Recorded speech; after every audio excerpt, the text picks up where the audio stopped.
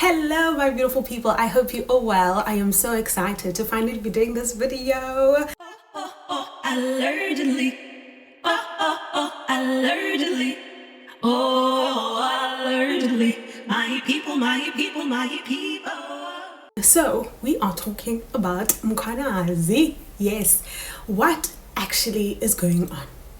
I must break it down to you because this is the most important video you must watch, starting from this relationship, because I think that's the basis of what can be very well understood when it comes to how this whole particular thing came to being. We are having issues with the political killing stars team because of this person, and because maybe he is the source of everything. Remember, you thought it was the minister? Nope, it's not him, not just him, at least. So my people, who really is Cedric Nkabinde? Let's talk about that. This name just keeps on popping up in this testimony.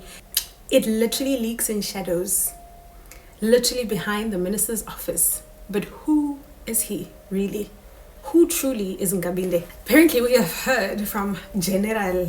According to Mkhwanazi, this man is not just a name in an organogram. He is a thread that runs through some of the darkest corners of South African policing.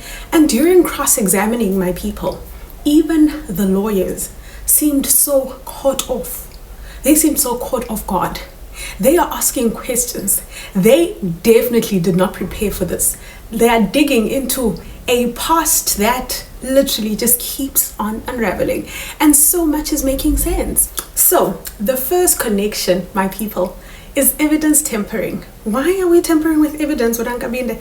So it started years ago. An IPID investigation, a death case. Yes, Mkhwanazi recalled how Minister Senzo Mchunu allegedly, my people, tried to destroy key evidence. And guess who assisted? Nkabinde.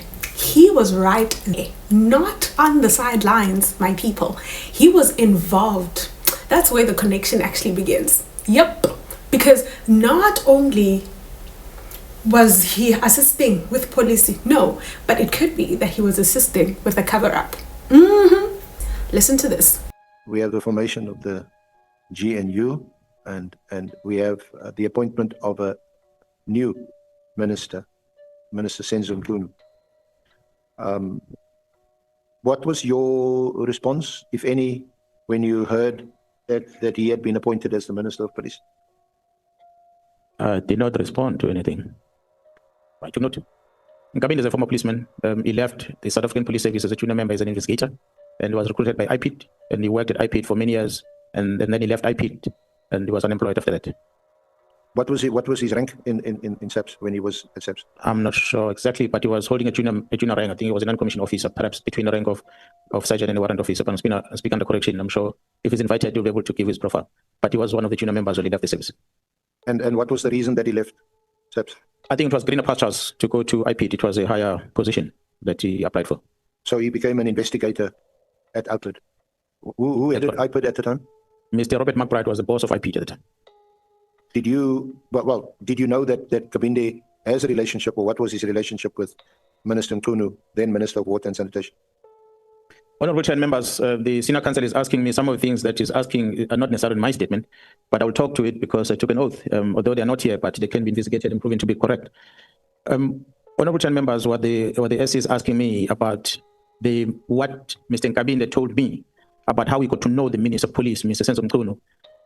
Of course, it's something I'm going to present here, which I still need to establish myself the facts of what he had told me, which I have not finalized it yet. I'm still part of establishing the facts. But the fact is, he and Mr. McBride had flown, they took a flight from Gauteng, and they landed in Durban, and they traveled from Durban to Mbangeni at the minister's residence. And they went to meet the minister to go and tell him about the criminal investigation that the two of them were busy with at IPID. And it will appear that at the time that the minister might have been implicated on the case. But the two of them had somehow have some working arrangement with the minister. That's what brought the three of them close to each other. That's how the relationship came about. Well, I didn't believe much of what he told me. He mentioned that, and of course I asked, I said, but what type of a case? What is this that we're busy with? And he said there was a death of someone in KZN And the minister at the time was accused to have interfered with the destruction of an evidence, crucial evidence that was there. And that led into, because there was a police officers, bodyguards that were involved, that were working with the minister at that time when he was a premier. That led into the involvement of IPID, because IPID will ordinarily investigate cases that involve police.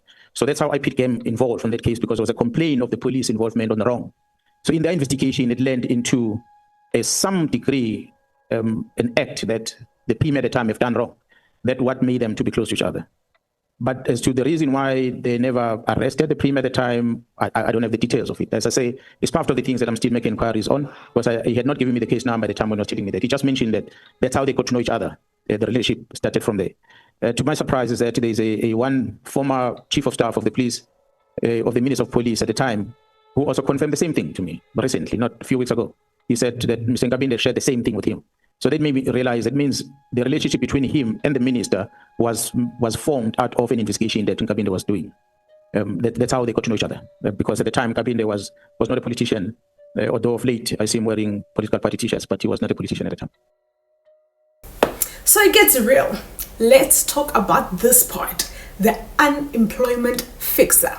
So then came something very strange. Nkabinde, my people, he wasn't even employed at that time, but somehow he happened to be arranging meetings, high-level meetings with Mkhwanazi when he was Minister of Water and Sanitation. This was before he became the Minister of Police, okay?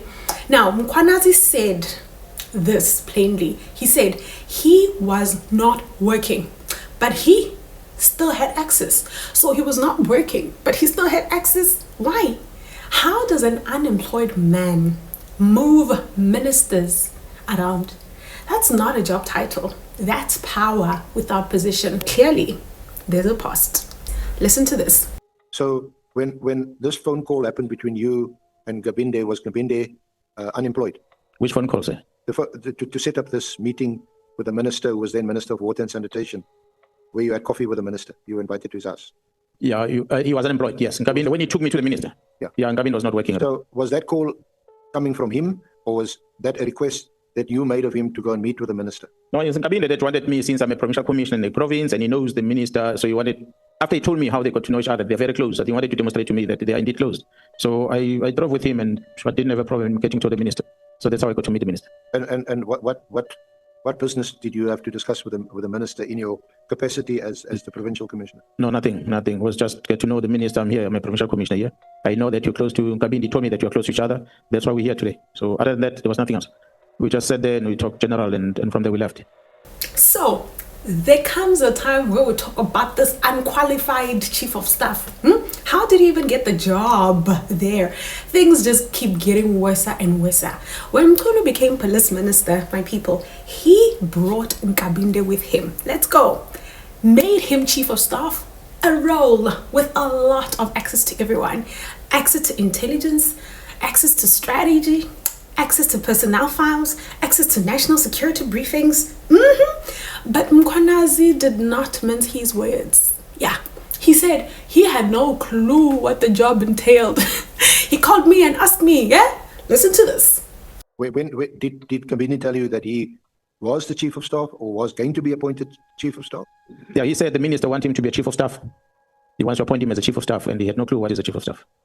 And was that before the minister was appointed minister of? Before he was sworn in. Before he was sworn in. That's correct. So how long before the minister was sworn in as Minister of Police did Nkabinde tell you that Minister Mchunu was going to be appointed? Yeah, and I will not remember the date. But I think it was before the official announcement was made, because it was in the evening when he phoned me. What was your reaction? The first was the chief of staff does administration, and I believe you're a policeman. I don't know whether you're going to deal with administration things on one side. On the other side, whether you know how to give advices on strategic issues of departments. At the time, I knew the minister was working in water affairs. And I asked him, so if you're going to give advice on issues of water affairs, I don't know what you know about that business and so forth. So then it came out later that actually he was not going to home affairs, was coming to the police. So when the announcement was made that Senzo Mchunu was going to be appointed Minister of Police, you were not surprised? Yeah, well, I'm never surprised on any appointment, so it didn't bother me. It's the president that decides. So there's no expectation. So therefore, there's no surprise. No experience, no training, just loyalty. And in a ministry that is dealing with a whole lot of organized crime, my people, it is dealing with political killings, dealing with corruption investigations. Literally, that's not just unqualified. That is dangerous. Not just for him, but for us as citizens. What do you mean? Yup. Someone will say God qualifies the unqualified. This is exactly what happened to this man. Yep, that's exactly what happened. He decided, let us learn on the job. With state secrets, my people. This is what the challenge is. He is learning on the job with state secrets. Lives of so many people in his hands. Imagine that. A man that is learning the ropes while handling classified documents, my people. This man is sitting on sensitive information, sitting on sensitive briefings while shaping decisions that affect investigations. These decisions, my people, affect prosecutions, lives of South Africans. Some questions don't need answers because they answer themselves. Mpangeni. I drove with him to Mpangeni where we met the minister. And it was just to show that he knows the minister and there was nothing else more that was discussed. There was no promise of a job. There was nothing else. So his appointment as a chief of staff, I said at the time he was working for IPID. He left IPID, he was unemployed. Up until the Minister of Police, Mr. Senzo Mchunu, was appointed as a Minister of Police. That is when he invited Nkabinde to come and join him to work with him as a chief of staff. That was the first time Nkabinde got to be employed, literally basically moving from a very junior rank that he was holding in the police to a chief director position that he ended up occupying, which he occupies now, a chief director in the office of the minister. So that's why I said earlier, when he received the phone call from the minister asking him to become a chief of staff, he had no clue what is a chief of staff. He phoned me to ask me, what do chief of staffs do? Because the only thing Nkabinde knew is a case token, because he was just an investigator. That's all he knew. So when he's invited to become a chief of staff was a shocker to him. But I ended up telling him about the amount of money he's going to be paid when he gets to that position. Obviously, I did not know about other qualifications that he needed to have, but he was appointed. He became a chief of staff. He is a chief of staff now. You think it ended there? Nkabinde is very interesting. Then, this is where the letter comes in. The letter that killed the TOS team. The 31st was the challenge, okay? Then there's the letter, the one that literally shut down the PKTT, my people. I'm not happy about it because now I know why. A unit that was literally said to be investigating taxi violence, cartel hits, and political assassinations in KZN. It came from Mkhunu's office, okay? But not from him. His office, but not him. Mkhwanazi actually believes in the fact that maybe Nkabinde may have been the one who has actually written it. I know! That is not paperwork. That is sabotage. A team investigating murders shuts down with a memo. And Nkabinde's fingerprints might literally be all over this whole problem. To the Minister's Directive of 31 December 2024, it is NSM 5, which is on page 78 and 79. General Fannie, we can take it as read. Yes, sir. Yeah, and Honourable Chair and Honourable Members, this has been in the part of the bundle, so I, to save time, I'm not going to read it, and I'm not going to ask the witness. I just want to deal with your leave with the issues that arise from this letter. There are three: the freezing of posts in crime intelligence, the directive relating to the port of entry, and 3, the disbandment of PKTT. Any comment on why these 3 issues were packaged in this way? Yeah, well, I'm not an author. The minister is the one who signed this. If I were to express my feeling about it, it was just strange that such strategic and very critical issues of the organization, never mind the fact that they're operational, but they're very critical, that a minister felt it is important to send this communication in the form of a letter in this fashion, literally 2 days after the National Commissioner started his leave. And exactly almost 3 or 4 days after he parted ways with the National Commissioner, where he was with him in person in the funeral, and he never spoke about these things. So for such serious things to just be at that time of the year, be written like this, it makes one to ask questions as to why. Did this also raise suspicions on your part? Yeah, when I saw it, immediately I said, but this is very strange. I just don't understand. I'm with the minister on a Saturday, together with the National Commissioner, and we part ways, and they all say happy New Year to all of them. And on the second, then the letter comes through, and it's a letter that talks about decision that have got serious consequences in the organization. Stop filling vacancies now. When did it become so urgent that you couldn't talk to the accounting officer when you were with him a few days back? Now, of course, when we started asking questions, because these at the time one did not know why these specific 3 areas.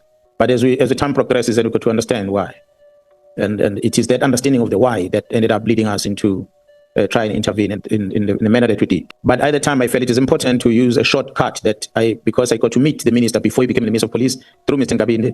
I know Mr. Nkabinde is the office of the minister. He had asked me what Chief of Staff does. So upon seeing this letter, he was the first person I called, because I believe that there cannot be any document going to the minister for signature without his knowledge.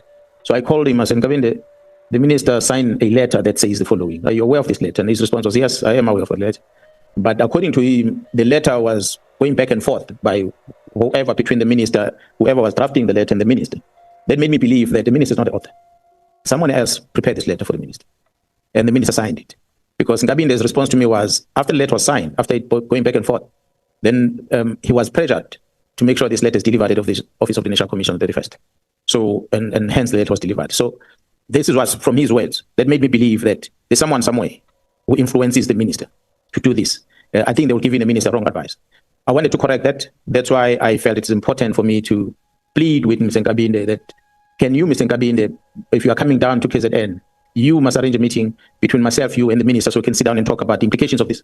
Because if the minister will have a letter like this that says you are disestablishing a team, there's consequences that's going to come as a result. And one of the consequences is that the minister might be seen to be defeating the ends of justice, because you're literally saying that the investigations that are currently underway must stop immediately.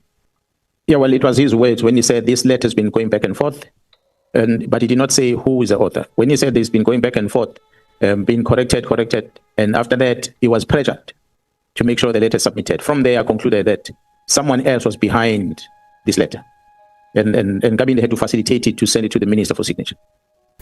That is not where it ended, my people. Mogotsi was very close to the minister. That is something we must understand. But let's take Mogotsi and add him to this equation, okay? So during the testimony, apparently, Nkabinde's name came up again, okay? Mkhwanazi says, there's this Nkabinde person and I want to connect him to Brown Mogotsi. This time, the link to Brown Mogotsi is clear. A man with alleged ties to criminal networks in obvious cases. Mogotsi didn't work for the Department of Police. No, he didn't have a portfolio. But Nkabinde told Mkhwanazi that Mogotsi was very close to Minister Mchunu. Yeah, he was. That's exactly what he said. Close how? Close why? Those questions weren't even prepared.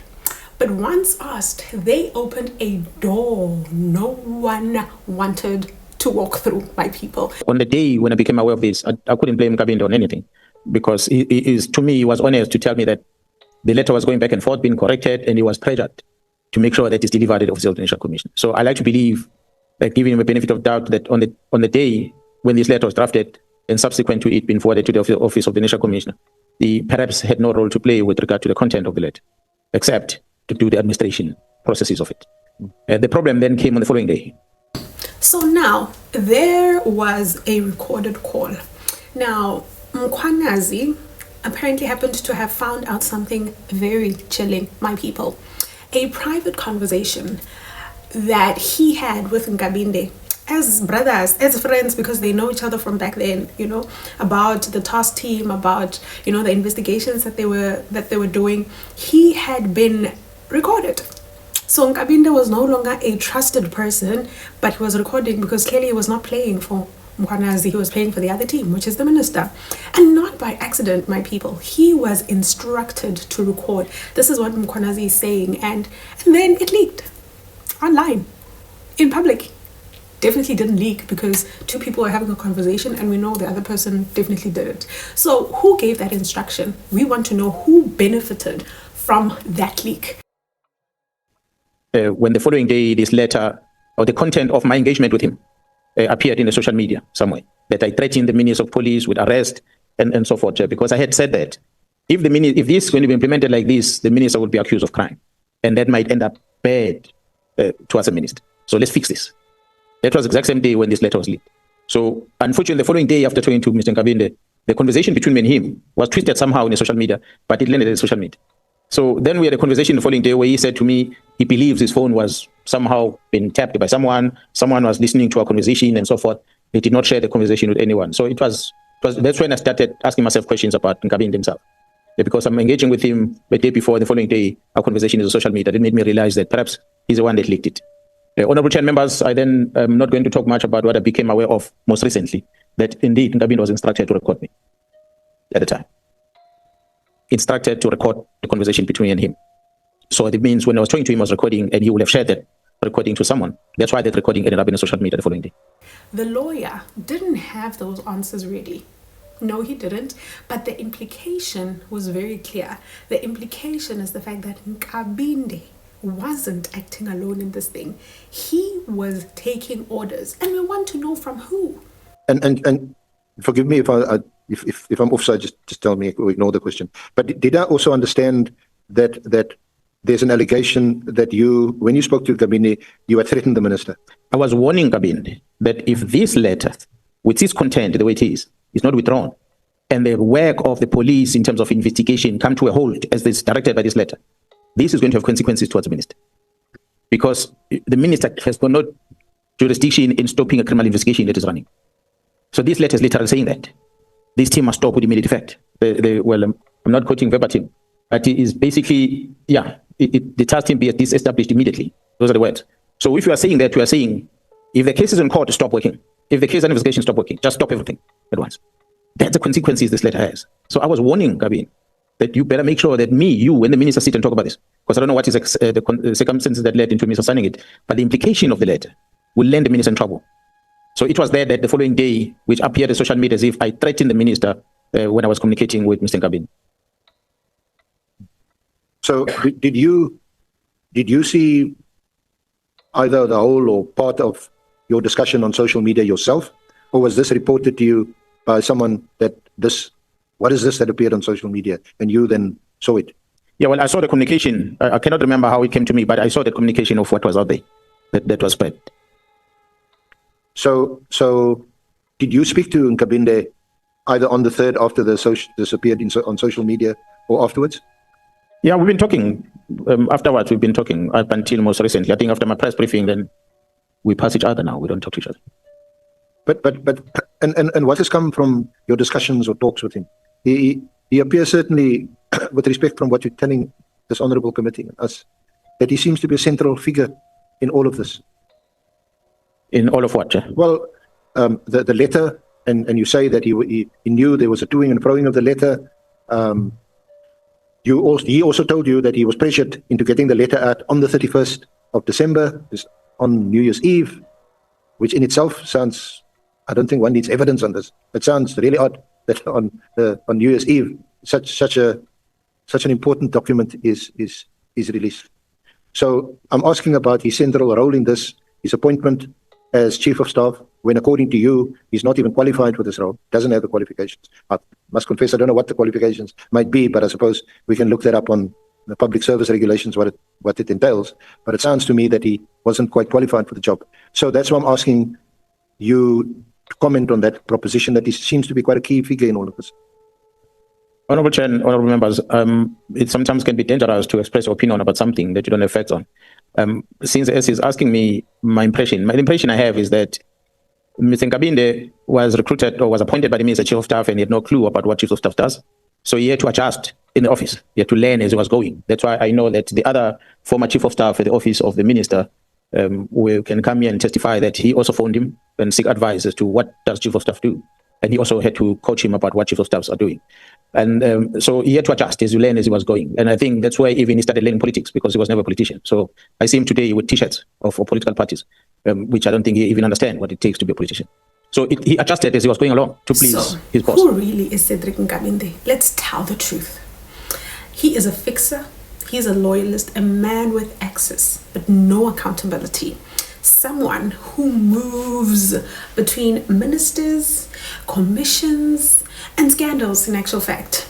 He is always close to the fire. He is a man that is never quite burned because, yes, he was unemployed, but not for long. Mkhwanazi's testimony did not just name him, it exposed him. And even the lawyers, they were caught off guard, my people, even Parliament, because there were just so many revelations, so many revelations seemed to get to a point of realizing that they'd stumbled upon something that was bigger than they'd actually prepared for. These are the 10 red flags. One name and a trail that leads straight into the heart of South Africa's most dangerous power networks, okay? Cedric Nkabinde. Remember that name because you will need it. Allegedly. Allegedly. Oh, allegedly. My people, my people, my people.